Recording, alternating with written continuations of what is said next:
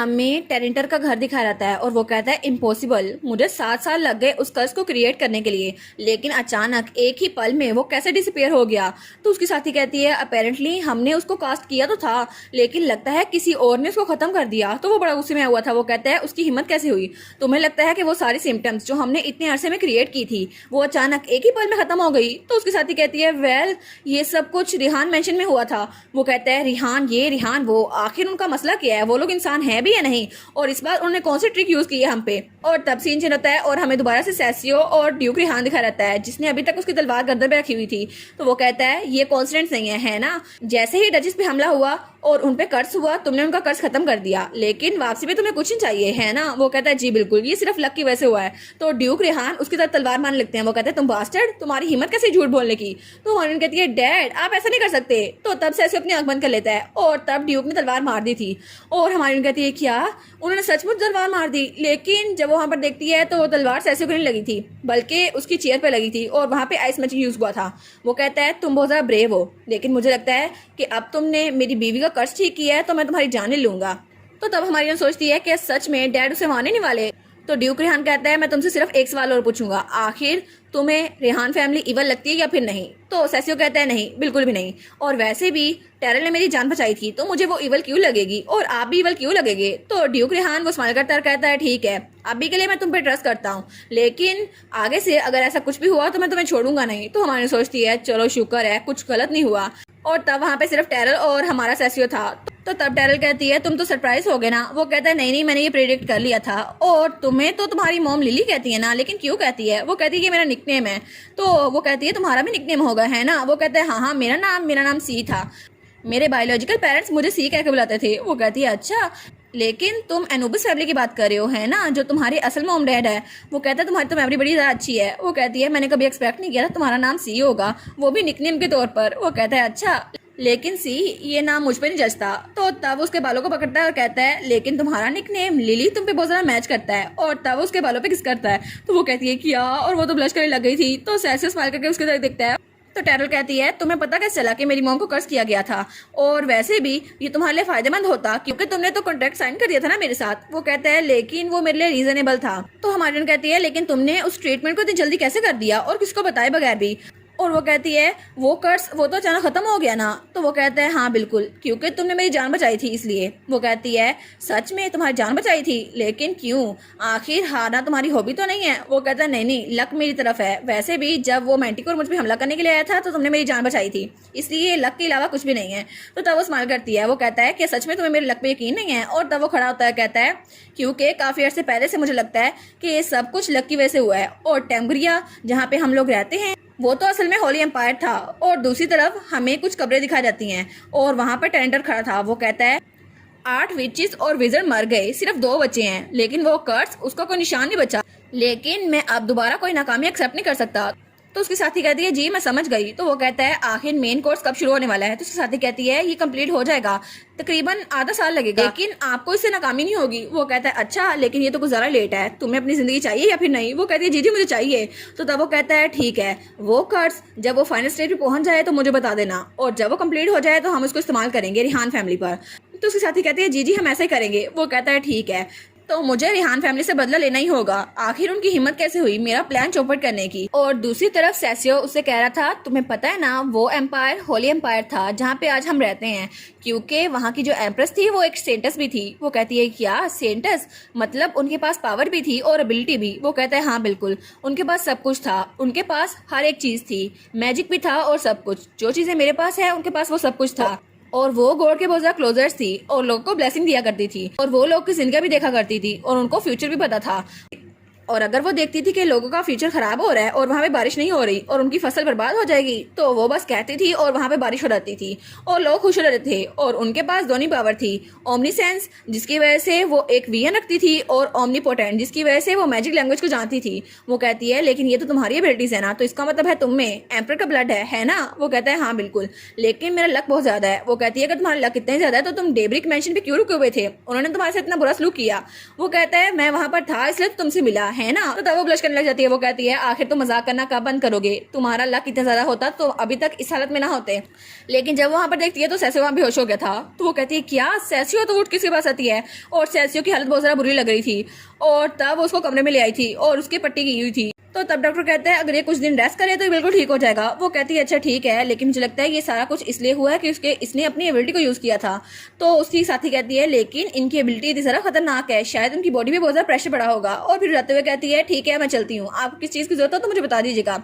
वो कहती है ठीक है, thank you so much sir Grinnell. लेकिन ग्रिनल जाते हुए कहती है आपको ड्यूक ऑफिस में बुला रहे थे, उन्होंने कहा था आप जल्दी आ जाएं। वो कहती है क्या कोई अर्जेंट बात है। वो कहती है नहीं मुझे नहीं पता, लेकिन आपको जाना होगा। तो हमारी टाइल सोचती है वो जरूर मुझे एंगेजमेंट के बारे में डांटने वाले होंगे। तभी सैसियो उठ जाता है। वो कहता है शायद तुम मेरी वजह से वहां जा रही हो, लेकिन मैं तुम्हारे साथ नहीं जा सकता। वो कहती है क्या तुम उठ गए, लेकिन तुम्हें वहां जाने की जरूरत नहीं है और तुम्हें क्या पता क्या होने वाला है। तो वो उससे पूछती है अगर तुमने अपनी पावर ज्यादा यूज की तो क्या होगा, क्या तुम 3 महीने तक बेड पे लेटे रहोगे। वो कहता है नहीं इससे बुरा हो सकता है। वो कहता है शायद मेरी आवाज चली जाए और मेरी आंखें चली जाएं, सच में मैं देखना और सुनना बंद कर सकता हूँ और इसकी वजह से कुछ भी हो सकता है। तो वो कहती है क्या इतना बुरा हो सकता है। और फिर वो कहती है तुम मजाक कर रहे हो है ना। वो कहता है नहीं मैं मजाक नहीं कर रहा, असल में ऐसा हो सकता है, लेकिन अगर ऐसा हुआ तो तुम्हें रिस्पॉन्सिबिलिटी लेनी होगी। वो कहती है क्या मुझे लेनी होगी।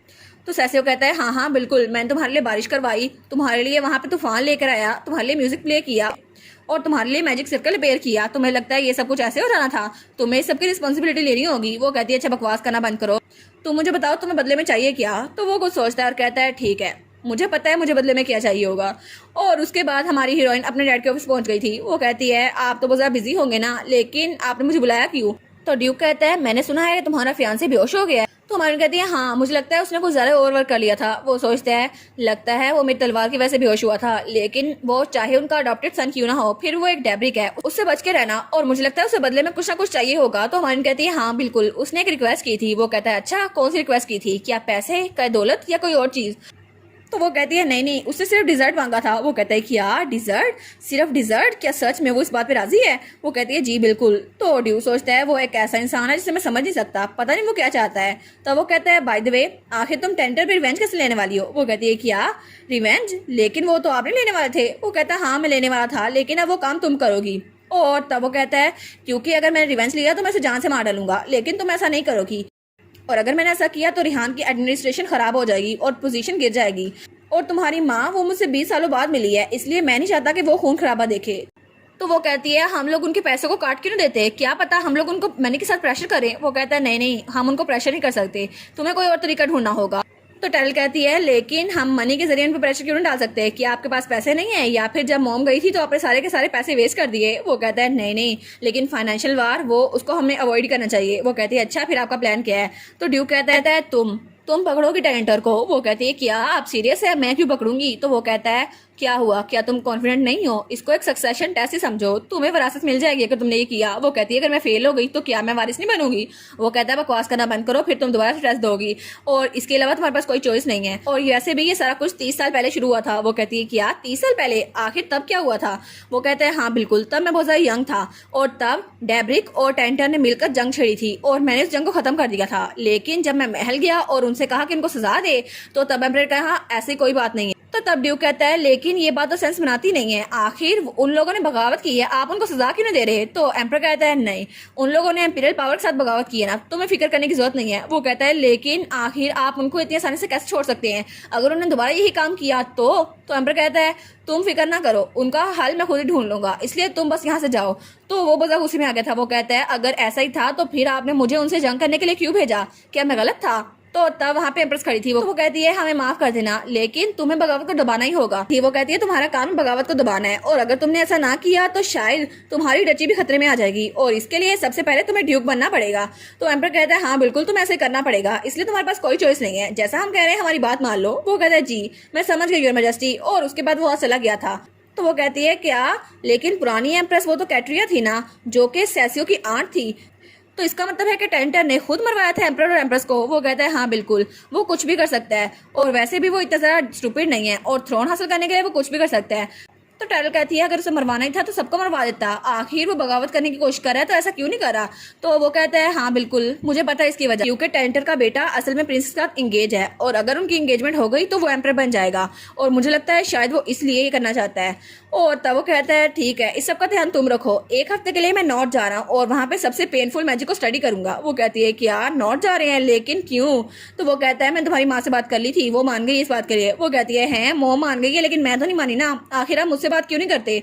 वो कहता है तुम्हारी मॉम से बात कर ली है ना, बस तुम जरूरी नहीं हो। वो कहती है अच्छा लेकिन आखिर क्यों, मुझे भी कभी कुछ बता दिया करें। वो कहता है लेकिन तुमने एंगेजमेंट कॉन्ट्रैक्ट करने से पहले मुझसे बात की थी। वो कहती है नहीं वो तो नहीं की थी और तुम अपने काम से काम रखो और मैं अपना काम करता हूँ। वो कहती है अच्छा ठीक है, आखिर डैड तो अब मेरे ही है ना।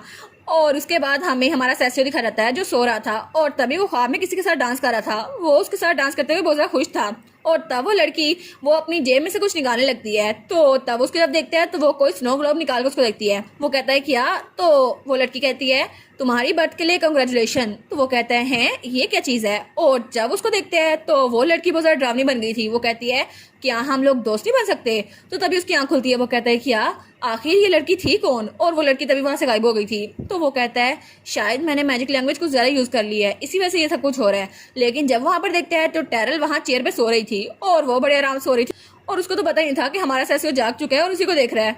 और तभी दूसरी तरफ हमें प्रिंसेस रवीना और हमारा जेमन दिखा रहता है। तो प्रिंसेस कहती है क्या तुम ठीक तो हो ना, तुम्हारा चेहरा तो बिल्कुल पीला पड़ गया और आंखों के नीचे डार्क सर्कल है। वो कहता है नहीं मैं बिल्कुल ठीक हूँ। और वो सोचता है मैं तो टेरल और सेसियो के एंगेजमेंट के बारे में सोच कर इतना ज्यादा परेशान था, पूरी रात सो नहीं सका। तो तब प्रिंसेस रवीना कहती है क्या तुम्हें मुझसे कुछ कहना नहीं है। वो कहता है आखिर क्या कहना होगा, लेकिन वो सोचता है सेसियो रेहान मैशी चला गया, आखिर वो मेरी पोजीशन भी छीन सकता है, वो इतना ज्यादा चालाक था मुझे पता ही नहीं चला। तो वो अपना सर पकड़ लेता है। तो वो कहती है जैम जैम क्या तुमने कुछ कहा, तुम्हें कुछ हो तो नहीं गया। वो कहता है नहीं कुछ नहीं हुआ। वो कहती है अभी तुमने डैम लव्स कहा, आखिर क्यों कहा था। वो कहता है नहीं मैंने नहीं कहा। वो कहती है क्या तुम मुझे कर्ज कर रहे हो, मैं तुम्हारी फैंसी होकर तुम्हें बातें नहीं सुना सकती। वो कहता है नहीं ऐसा नहीं है। और वो सोचता है लवीना तो बिल्कुल एक इडियट है और चाहे मेरी इसके साथ एंगेजमेंट हो ही क्यों नहीं गई, मैं टेरल को कन्विंस करूंगा और उसे कहूंगा कि वो दोबारा मेरे साथ आ जाए और मुझे दोबारा से टेरल का प्यार जीतना ही होगा ताकि मैं रिहान डची के साथ मिल जाऊं। अब हमें सेसियो दिखा रहता है जो हमारे टेरल के सामने बैठा हुआ था। तभी टेरल की आंख खुलती है। वो कहती है सेसियो। वो कहता है हाँ तुम सो रही थी ना तो मैंने तुम्हें जगाना सही नहीं समझा। तो वो बस लेते हुए कहती है मुझे याद ही नहीं रहा। तो वो कहती है हाँ मैं तुम्हें याद दिलाने के लिए आई थी कि तुम्हें मेडिसिन भी लेनी है। तो सेसियो कहता है तुमने मुझे उठाया क्यों नहीं। वो अंगड़ाई लेते हुए कहती है क्योंकि मैं चाहती थी तुम थोड़ी देर और सोते रहो इसलिए मैं यहाँ पर आई थी लेकिन मैं खुद ही सो गई। वो कहता है फिर भी तुम किसी और को कह देती। तो तब वो घूर के उसके देखती है। वो कहते हैं ठीक है थैंक यू सो मच मेरी केयर करने के लिए। और तब वो लोग नाश्ता कर रहे थे। वो कहता है आखिर हमें कहाँ जाना है। वो कहती है टेम्पल। वो कहता है क्यों, आखिर वहाँ क्यों जाना है। तो टेरल कहती है तुम्हारी फैमिली डेब्रिक पीपल वो लोग तो तुम्हारी मैरिज के खिलाफ हैं, इसलिए हमें पहले टेम्पल जाना होगा ताकि लोगों में हमारा इमेज अच्छा बन जाए और इसकी वजह से हम अटेंशन ले सकते हैं। तो वो कहती है हाँ बिल्कुल ऐसा ही होगा। वो कहती है लेकिन एक मसला है, हमें वहां जाने से पहले एक चीज ठीक करनी होगी। वो कहता है क्या। तो वो कहती है तुम्हारे कपड़ों के बारे में क्या हम इसके बारे में कुछ कर सकते हैं। और तब उसको एक शॉप में ले आई थी और वहाँ पे हमारा सेसियो कपड़े ट्राई कर रहा था। वो कहती है हाँ ये वाला ठीक तो है लेकिन कुछ मिसिंग है, नेक्स्ट। और तब वो दोबारा ट्राई करता है। वो कहती है ये भी ठीक है लेकिन कोई और ट्राई करो। और वो सोचती है ये सब कुछ ठीक तो लग रहा है, लेकिन जब वो सेसियो को देखती है तो वो बहुत ज़्यादा शानदार लग रहा था। वो कहता है अब कैसा लग रहा हूँ मैं। तो तब सेसियो उसकी तरफ देखते हैं तो तब वो नोटपैड पे लिखते हैं आखिर कितनी देर तक हम ड्रेस डॉल खेलने वाले हैं, ये गेम कब तक चलने वाली है। तो तब वो कहती है अच्छा, तो सबको बाहर निकाल देती है। वो कहती है सब लोग बाहर चले गए हैं लेकिन आज के मेन किरदार तुम होने वाले हो इसलिए मैं तुम्हारी ड्रेसिंग पे इतना ज्यादा जोर दे रही हूँ। वो कहता है अच्छा लेकिन चलो अच्छा हुआ तुम डिससेटिस्फाइड नहीं हुई, लेकिन मुझे तो बहुत ज्यादा अकेला लग रहा है कि ये सिर्फ मैं कर रहा हूँ, आखिर तुम भी अपने कपड़े चेंज क्यों नहीं कर लेती। वो कहती है क्या कपड़े चेंज, लेकिन मुझे लगता है मेरे पास यही सूट करता है। वो कहता है लेकिन तुम तो हर वक्त ब्लैक कपड़े पहन के फिरती रहती हो ना, तुम भी कुछ चेंज कर लो। तब उसके कंधे पे हाथ रखकर कहता है क्या तुम मुझसे प्रॉमिस कर सकती हो अगली बार जब हम लोग ड्रेस चूज करने आएंगे तुम अपने लिए भी ड्रेस चूज करोगी। वो कहती है हाँ ठीक है। तो तब वो कहता है टेरल। वो कहती है मुझे लगा नहीं था, मुझे तो सिंपल कपड़े ज्यादा पसंद है ना इसलिए मैं ऐसे पहनती हूँ। लेकिन वो उसकी तरफ देखती है और वो सोचती है ये पहली बार है जब मैंने अपनी आंखों से मिराकल होते हुए देखा है। लेकिन वो उसकी तरफ हाथ बढ़ाती है और कहती है क्या हम लोग चले। तो वो उसका हाथ पकड़ लेता है और वो कहता है जैसा आप कहें माय लेडी। और उसके बाद वो लोग वहां से निकल गए थे। और दूसरी तरफ हमें एक लड़का दिखा रहता है जिसके मुंह से खून निकल रहा था और वो बहुत ज्यादा बेहाल था, लेकिन तभी चकरा के वो नीचे गिर जाता है और तभी वहां को दरवाजा खोलता है और कहता है नेविड क्या तुम ठीक हो। लेकिन जब वो औरत उस लड़के को देखती है वो कहती है क्या नेविड आखिर ऐसे कैसे, तुम्हें हुआ क्या। और वो मेड्स को बुलाती है तो उसकी मेड कहती है कि हम डॉक्टर को बुलाएं। वो कहती है नहीं नहीं, डॉक्टर को आने में 2-3 दिन लग जाएंगे और इसका स्टेज इतना ज्यादा है, इसको हम कंट्रोल नहीं कर सकते, इसलिए मुझे सिर्फ एक इंसान की जरूरत है, टेरल रिहान।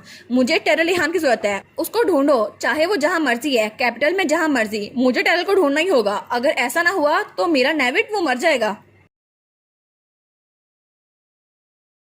और इसी के साथ ये वाला पार्ट यहीं पर ख़त्म। तो आप लोग बताइएगा आप लोग को ये पार्ट कैसा लगा, और वीडियो को लाइक और चैनल को सब्सक्राइब लाजमी कीजिएगा। बाकी वीडियोस का लिंक भी स्क्रीन पर नज़र आ रहा होगा तो काइंडली उनको भी चेकआउट कर लें। और thank you so much for watching my videos. Stay safe, bye bye.